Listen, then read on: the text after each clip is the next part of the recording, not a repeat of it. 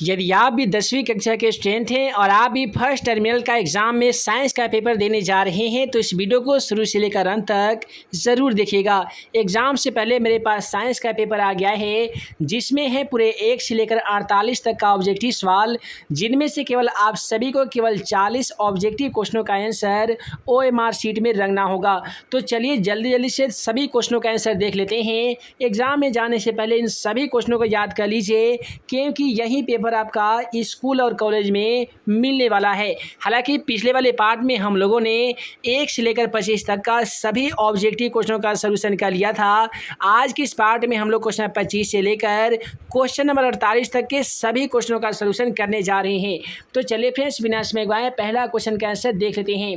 दोस्तों, पहला सवाल पूछा गया है कि निम्नलिखित में से कौन सा पदार्थ फोटोग्राफी में प्रयुक्त होने वाली फिल्म बनाने में प्रयुक्त होता है। क्वेश्चन का सही जवाब ऑप्शन डी होगा Ag2O। यदि आपने पहले पार्ट को नहीं देखा होगा तो इसी वीडियो के डिस्क्रिप्शन बॉक्स में पहले पार्ट का लिंक दे दिया जाएगा जहां पे 1 से लेकर 25 तक के सभी क्वेश्चनों का सलूशन किया गया है। उसके बाद में अगला सवाल यहाँ पे क्वेश्चन नंबर 26 को देख लीजिए। दोस्तों, अगला सवाल क्वेश्चन नंबर 26 क्या कहता है कि निम्नलिखित में से कौन कॉपर सल्फेट के विलयन में कॉपर को विस्थापित नहीं कर सकता है। तो यहाँ पे क्वेश्चन नंबर 26 का सही जवाब ऑप्शन बी हो जाएगा। कैल्शियम एक ऐसा धातु है जो कॉपर सल्फेट के विलयन में कॉपर को विस्थापित नहीं कर सकता है।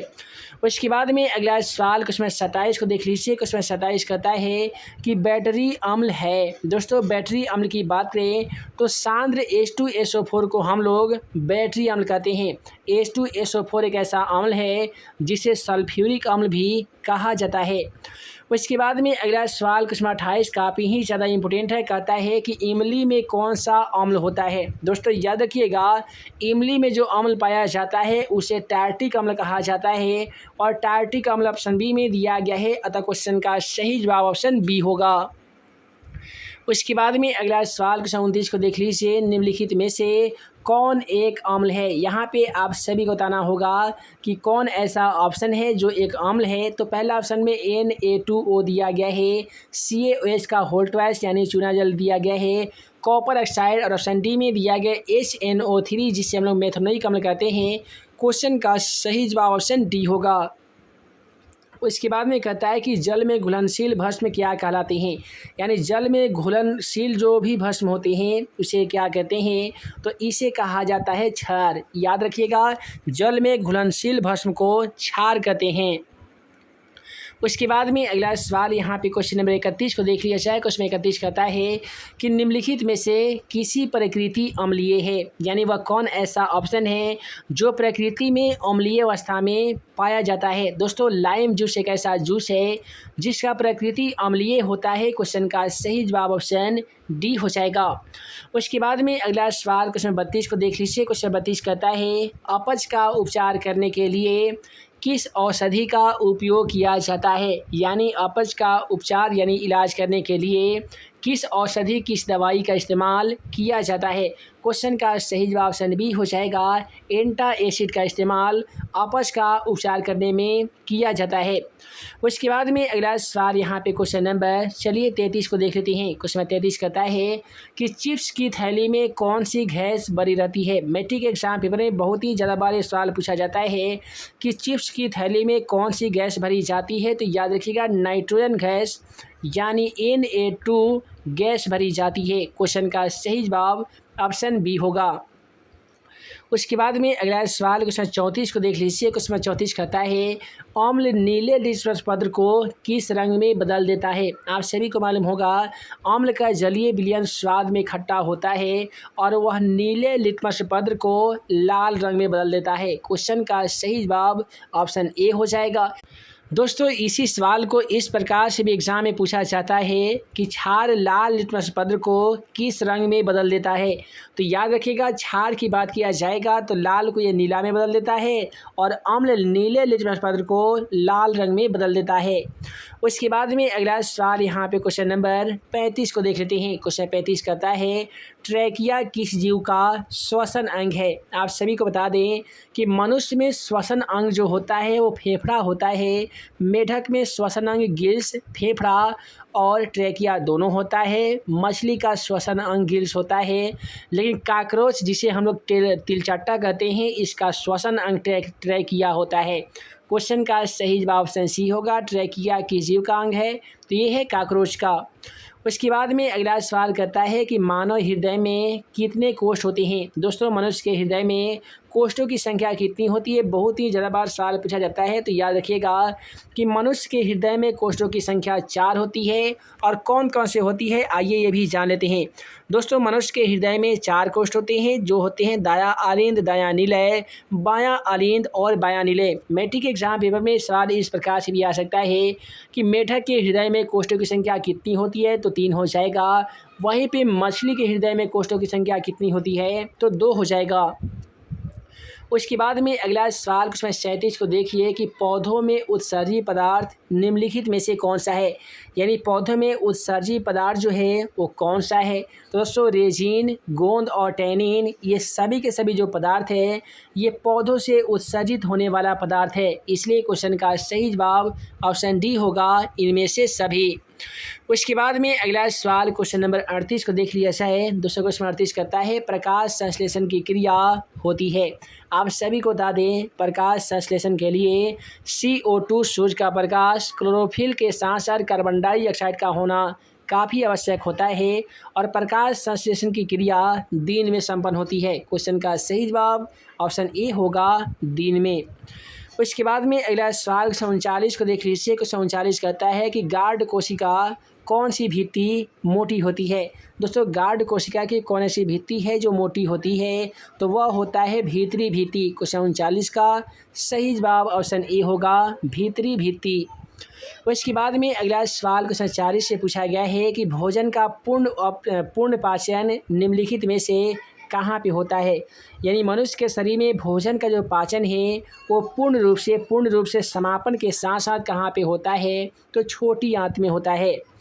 इसके बाद में अगला सवाल कहता है कि सजीव में पाए जाने वाला प्रकर्म है। क्वेश्चन 41 का सही जवाब ऑप्शन डी हो जाएगा। देखिए सभी सजीव में पोषण की क्रिया भी संपन्न होती है, तमाम सजीव सांस भी लेते हैं, इसमें श्वसन की क्रिया भी होती है और सभी सजीव प्रजनन भी करते हैं यानी जनन भी करते हैं, इसमें जनन की क्रिया भी होती है। इसलिए क्वेश्चन का सही जवाब ऑप्शन डी होगा, इनमें से सभी।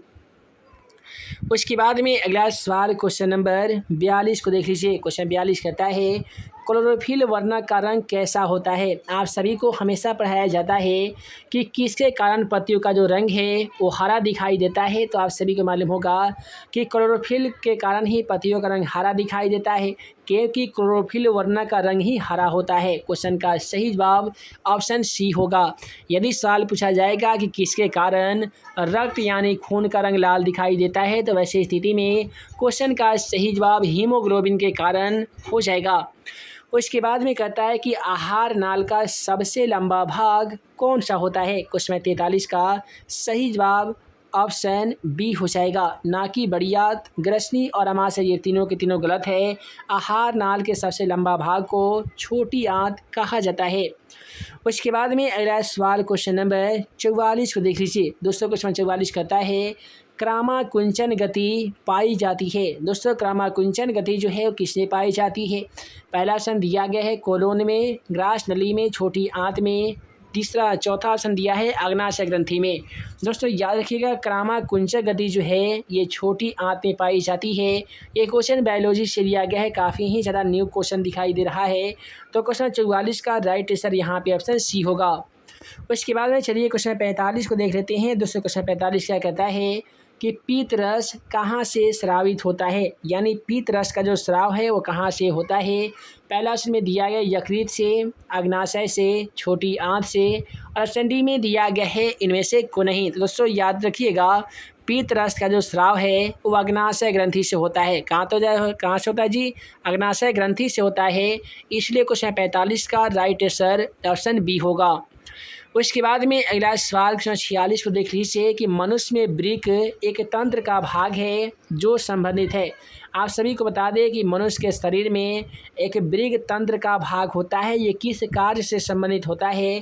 पहला इसमें दिया जाता है पोषण से, श्वसन से, उत्सर्जन से, और ऑप्शन डी में दिया गया है परिवहन से। याद रखिएगा कि मनुष्य में वृक्क एक उत्सर्जन का तंत्र है जिसके द्वारा यूरिया, यूरिक अम्ल और एमिनो अम्ल का उत्सर्जन किया जाता है। तो क्वेश्चन नंबर 46 का सही जवाब ऑप्शन सी होगा। उसके बाद में अगला सवाल करता है वायुमंडल में CO2 यानी कार्बन डाइऑक्साइड कितना प्रतिशत है? दोस्तों याद रखिएगा वायुमंडल में CO2 यानी कार्बन डाइऑक्साइड जो है वो 0.03% है। बहुत सारे ऐसे स्टूडेंट हैं जो कन्फ्यूजन में पढ़ के 0.003 को सही जवाब मान जाते हैं, जो कि बिल्कुल गलत है। इस क्वेश्चन का सही जवाब 0.03% ही होगा। आइए उसके बाद में अगला सवाल क्वेश्चन 48 को देख लेते हैं। क्वेश्चन 48 कहता है कि वृक्क की संरचनात्मक एवं क्रियात्मक इकाई को क्या कहते हैं? पहला ऑप्शन में दिया गया न्यूरॉन कहते हैं, नेफ्रॉन कहते हैं, ए और बी दोनों। ऑप्शन डी में दिया गया है सिनेप्स कहते हैं। दोस्तों दो मध्य कोशिकाओं के बीच में खाली स्थान को तो सिनेप्स या सिनेप्टिक दरार कहते हैं, लेकिन बात करेंगे कि वृक्क की रचनात्मक एवं क्रियात्मक इकाई को क्या कहते हैं, तो इसे नेफ्रॉन कहा जाता है। बहुत सारे स्टूडेंट का कहना है कि इसे न्यूरॉन कहते हैं। कमेंट सेक्शन में आप अपना डाउट को जरूर लिखिएगा। अब आइए अब हम लोग इस चैप्टर का, इस पेपर का जितने भी सब्जेक्टिव सवाल है जो आपके एग्जाम पेपर में पूछे जाने वाले हैं, सभी सब्जेक्टिव सवाल को जरा बता देते हैं।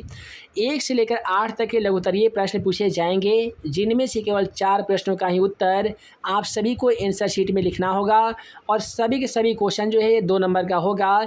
इस प्रकार से भौतिक विज्ञान से पूरे 8 नंबर का सवाल पूछा जाएगा। जैसे कि पहला सवाल रहेगा प्रकाश के परिवर्तन के नियम को लिखे। आप सभी को मालूम होगा कि प्रकाश के परिवर्तन के नियमों की संख्या 2 होती है। ये होता है आपतन बिंदु, आपतित किरण आपतन बिंदु से टच होकर परावर्तित हो जाती है, बीच में एक लंब डाला जाता है जिसे हम लोग अभिलंब कहते हैं। तो प्रकाश के परिवर्तन का पहला नियम कहता है कि आपतित किरण, परावर्तित किरण और आपतन बिंदु पे डाले गए अभिलंब तीनों एक ही तल में होते हैं। प्रकाश के परिवर्तन का दूसरा नियम कहता है आपतन कोण परावर्तन कोण के बराबर होते हैं। इस प्रकार से प्रकाश के परिवर्तन का नियम लिख लीजिएगा। उसके बाद में कहता है अवतल दर्पण का किन्हीं 2 उपयोग लिखें। देखिए अवतल दर्पण का तो बहुत सारा उपयोग है। अवतल दर्पण का उपयोग रोगियों के नाक, कान तथा गले की जांच करने में किया जाता है। अवतल दर्पण का उपयोग दाढ़ी बनाने में किया जाता है। अवतल दर्पण का उपयोग सोलर कुकर में भी किया जाता है। तो ये सभी उपयोग जो है अवतल दर्पण के हैं, जो आप अपने आंसर शीट में जरूर लिख आइएगा। अगला सवाल करता है कि एक गोलीय दर्पण की वक्रता त्रिज्या यानी आर का मान 20 सेमी है, तो इसकी फोकस दूरी क्या होगी? आहा, कितना सिंपल सवाल है। देखिए यहाँ पे आर का मान जब हमें 20 प्राप्त है, हमें ज्ञात करना है एफ का मान। एफ का फार्मूला r/2 होता है, यानी फोकस दूरी वक्रता त्रिज्या की आधी होती है जी। देखिए आर का मान यहाँ पे 20 है, तो हम 20 लिखेंगे और 20 में 2 से भाग लगा देंगे तो ये 10 में तय हो जाएगा। इस प्रकार से पहले वाले क्वेश्चन का सोल्यूशन कर लीजिएगा। उसके बाद में मान लेते हैं हीरे का पूर्णांक 2.42 है, तो इसका कथन का क्या अभिप्राय है? यदि नहीं आता है तो स्नेल का नियम लिख आइएगा। 4 ही को ना क्वेश्चन लिखना है, तो 3 तो हम बता ही दिए, काफ़ी आसान। स्नेल का नियम लिख दीजिएगा, ये भी काफ़ी आसान होता है। स्नेल का नियम इस प्रकार से लिखेगा कि किसी विशेष रंग के लिए आपतन कोण की जया और परावर्तन कोण की जया का अनुपात एक नियतांक होता है, जिसे स्नेल का नियम कहा जाता है। उसके बाद में यहाँ पे देखिए दीर्घोत्तरीय सवाल आपसे 2 पूछे जाएंगे, जिनमें से केवल 1 प्रश्नों का ही उत्तर देना होगा और प्रत्येक क्वेश्चन 6 नंबर का होगा। अब इन दोनों में से कौन सा आसान है आपके लिए? तो सबसे आसान क्वेश्चन ये है, उत्तर लेंस के द्वारा वास्तविक आवर्धित प्रतिबिंब बनाने की क्रिया स्पष्ट करके एक बना देना है, या 1/v + 1/u बराबर 1/f वाला जो फार्मूला है दर्पण सूत्र, इस पे एक यहाँ पे क्वेश्चन दे दिया गया है, न्यूमेरिकल क्वेश्चन, इसे बना के आइएगा, ये भी आसान है। उसके बाद में यहाँ पे रसायन विज्ञान से चलते हैं। रसायन विज्ञान से भी पूछे जाएंगे पूरा 8 क्वेश्चन, जिनमें से केवल 4 प्रश्नों का उत्तर देना होगा। ये भी सवाल आपको 2 नंबर में करेंगे, यानी 8 नंबर के पूछे जाएंगे 2 नंबर वाले सवाल। जैसे कि पूछा गया रासायनिक समीकरण को संतुलित करना क्यों आवश्यक है? आप सभी को मालूम होगा कि द्रव्यमान संरक्षण का पालन करने के लिए ही परमाणु रासायनिक समीकरण को संतुलित किया जाता है। सूचक क्या है? संक्षारण क्या है? दोस्तों संक्षारण एक ऐसी अभिक्रिया है जब कोई भी पदार्थ नमी की उपस्थिति में अवांछित रूप में परिवर्तित हो जाता है, इसे ही संक्षारण कहते हैं। जैसे लोहे में जंग लगना, सिल्वर सल्फाइड का परत बनना, इसे संक्षारण कहते हैं। ऊष्माक्षेपी ऊष्माशोषी अभिक्रिया से आप क्या समझते हैं? उदाहरण देकर बता दीजिएगा कि जब भी रासायनिक अभिक्रिया में ऊष्मा का अवशोषण होता है उसे ऊष्माशोषी अभिक्रिया कहते हैं। विकृत गंधिता से आप क्या समझते हैं? तब विकृत गंधिता तो आप सभी को मालूम होगा कि कोई भी ऐसा पदार्थ जो है वो खुले में रखने पर हवा की उपस्थिति में विकृत हो जाता है, स्वादहीन हो जाता है, इसे विकृत गंधिता कहते हैं। उदासीनीकरण अभिक्रिया या उपचयन अभिक्रिया, ये काफ़ी ही सिंपल सवाल है। उसके बाद में यहाँ पे 5 नंबर में पूछे जो जाने वाला सवाल है वो है रासायनिक समीकरण क्या है? निम्नलिखित समीकरण में कौन सी सूचनाएं प्राप्त होती है, ये भी आप सभी को बताना होगा। या नीचे दिए गए तमाम, ये जितना भी दिया गया है इसे संतुलित रासायनिक समीकरण में लिख देना है। उसके बाद में यहाँ पे आते हैं बायोलॉजी के क्वेश्चन में। बायोलॉजी में भी आपसे 8 सवाल पूछे जाएंगे, जिनमें से केवल 4 प्रश्नों का उत्तर देना होगा। सभी प्रश्न 2 नंबर के पूछे जाएंगे। जैसे कहता है, स्वपोषी तथा विषमपोषी में अंतर स्पष्ट करें। जठर ग्रंथि से स्रावित होने वाला रसों के नाम लिखें। डायलिसिस क्या है? जाइलम फ्लोएम में अंतराह कितना बार पूछा जाता है? भोजन के पाचन में लार की क्या भूमिका होती है? वायवीय एवं अवायवीय श्वसन में अंतर स्पष्ट करना है। हमारे शरीर में हीमोग्लोबिन की कमी से क्या क्या परिणाम हो सकते हैं? प्रकाश संश्लेषण के लिए कच्ची सामग्री पौधे कहाँ कहाँ से प्राप्त करते हैं, ये भी लिखना होगा। उसके बाद में सब्जेक्टिव में कौन सा आसान क्वेश्चन है? तो पहला पूछा गया है कि मानव पाचन तंत्र का एक निम्नांकित चित्र बनाना है, या मनुष्य में दोहरा परिसंचरण तंत्र के बारे में व्याख्या कर देना है। तो इस प्रकार से फर्स्ट टर्मिनल एग्जामिनेशन 2022 में पूछे जाने वाला साइंस का पेपर का संपूर्ण सलूशन इस वीडियो में हम लोग कर लिए हैं। उम्मीद है आज के वीडियो आप सभी को पसंद आया हो। यदि ज़्यादा सारी वीडियो पसंद आया हो तो यार जल्दी से वीडियो को लाइक कर लीजिए। चैनल पे नए होंगे तो चैनल को सब्सक्राइब करके बेल आइकन को दबा दीजिए, ताकि ऐसे ही आने वाली हर 10वीं कक्षा का वीडियो आप सभी को मिल सके और आप हमारे द्वारा बनाए गए तमाम VVI क्वेश्चन का वीडियो सबसे पहले देख सकें। तो हम जल्द मिलेंगे अगले वीडियो में नए VVI क्वेश्चन के साथ। तब तक के लिए आप सभी को वीडियो देखने के लिए बहुत बहुत धन्यवाद।